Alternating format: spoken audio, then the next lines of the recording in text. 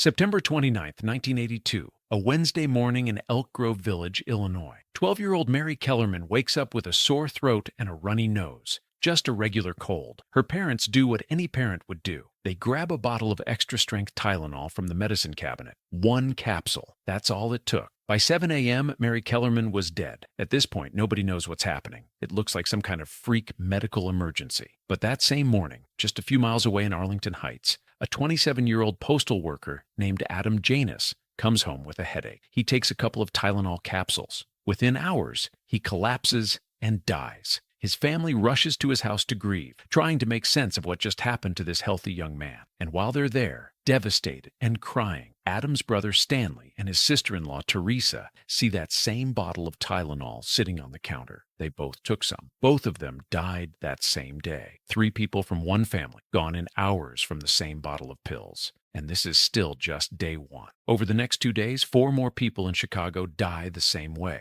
Mary Reiner, 27, had just given birth to her 4th child. Paula Prince, 35, a flight attendant, was found dead in her bathroom with an open bottle of extra-strength Tylenol right there on the counter. Mary McFarland, 35, all of them dead within minutes of taking what they thought was just a normal painkiller. When medical examiners start comparing notes, they find the link. 7 deaths in 3 days, all in the Chicago area, all after taking Tylenol. And when they test the capsules, they find potassium cyanide, 65 milligrams per pill, which is more than 10,000 times the amount needed to kill a person. Death was basically instant. You'd have maybe minutes at most, probably less. No time to call for help, no time to do anything. And here's the terrifying part. This wasn't a factory mistake. Someone had walked into stores, Jewel Foods, Walgreens, Osco Drug, regular places anyone could walk into, pulled bottles off shelves, opened them up, replaced the Tylenol powder in the capsules with cyanide, carefully put everything back together, and placed them back on the shelves.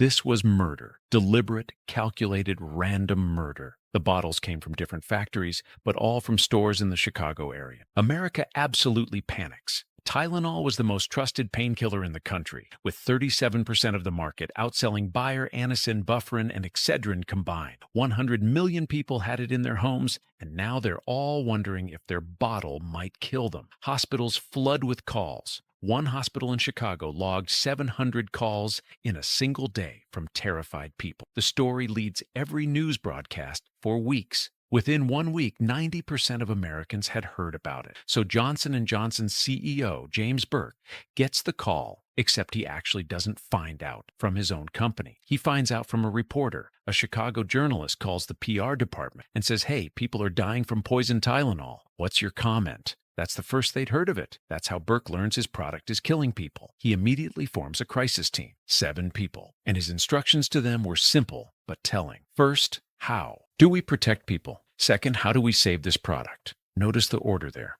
People first, product second. Now, Burke's getting advice from everyone. The FBI says, listen, this is clearly just a Chicago problem. It's isolated. Don't overreact. Just pull the bottles from that area. His own executives are saying, we can't afford to recall everything. It'll cost us a fortune. Let's be strategic. And from a pure business standpoint, they had a point. A limited recall would save the company hundreds of millions of dollars. The tampering was clearly local, clearly the work of one person or a small group in Chicago. There was zero evidence it was happening anywhere else. Burke ignored all of them. He recalled every single bottle of Tylenol in America. Not just Chicago, not just Illinois, not just extra-strength capsules. Everything. 31 million bottles pulled from every shelf, in every store, across the entire country. The cost? $100 million. Gone. Just like that. And this is 1982 money. That's over $300 million today. He stopped all production, stopped all advertising, and went on national television telling people, not take Tylenol, throw it away, don't risk it. Then he did something even bolder. Instead of hiding behind lawyers, instead of letting PR people handle it, he went directly to the people. He appeared on 60 Minutes and The Donahue Show, major national platforms, and he looked straight into the camera and took responsibility. Not for the murders themselves, obviously, they didn't poison their own product, but for protecting the public. He was honest, he was transparent, and he showed genuine concern. He didn't make excuses. Didn't try to minimize what happened, didn't blame the stores or the killer, just stood there and said, we're doing everything we can to protect you. And people saw that. Most experts said Tylenol was finished. Market share crashed from 37% to 8% overnight. Ad exec Jerry Della Femina said, "I don't think they can ever sell another product under that name. If someone can fix this, I want to hire them." The brand seemed dead. But while the FBI hunted for the killer, Burke's team invented something new: tamper-resistant packaging. This seems obvious now, but in 1982, it didn't exist. They created the triple seal system: glued box, plastic neck seal, and foil seal over the bottle. Designed, tested, and in production in 6 weeks. They literally revolutionized pharmaceutical safety in a month and a half. Then the comeback. Johnson & Johnson distributed 80 million coupons worth $2.50 each. Basically free bottles of Tylenol. Set up a toll-free number for people to request coupons. 100 to 10,000 calls in the first week alone. Anyone with old Tylenol could mail it in for free replacement. No questions asked. Their new ads didn't pretend that nothing happened. They showed executives explaining exactly what went wrong, demonstrating the new safety features, and being completely transparent. And it worked. 5 months later, Tylenol was back to 37% market share. Within a year,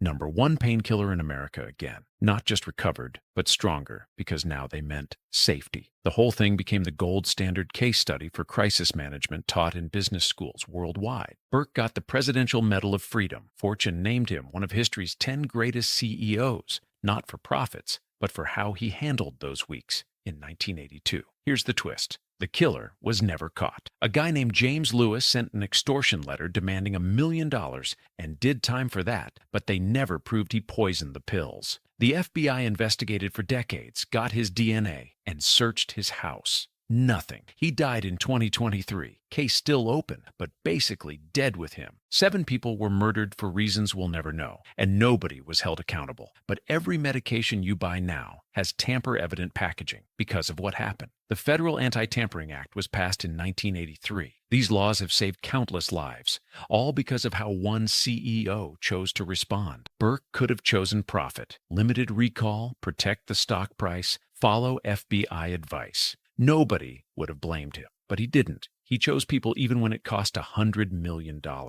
Even when experts said the brand was dead anyway. He pulled every bottle, went on TV, invented new safety standards, and gave away millions in free product. And in doing that, he created something more valuable than money: trust. When it mattered most, Johnson & Johnson took a massive financial hit to protect people, and the public remembered. They saw a company value human life over quarterly earnings, and they rewarded that loyalty. 40 years later, it's still the first crisis management case anyone studies, because it proves trust takes years to build and seconds to destroy. But it can be rebuilt if you do the right thing when it costs everything. So next time you're fighting with that plastic seal on a bottle of medicine, remember, those seals exist because 7 people died in Chicago in 1982, and one CEO decided that preventing an 8th death was worth more than $100 million.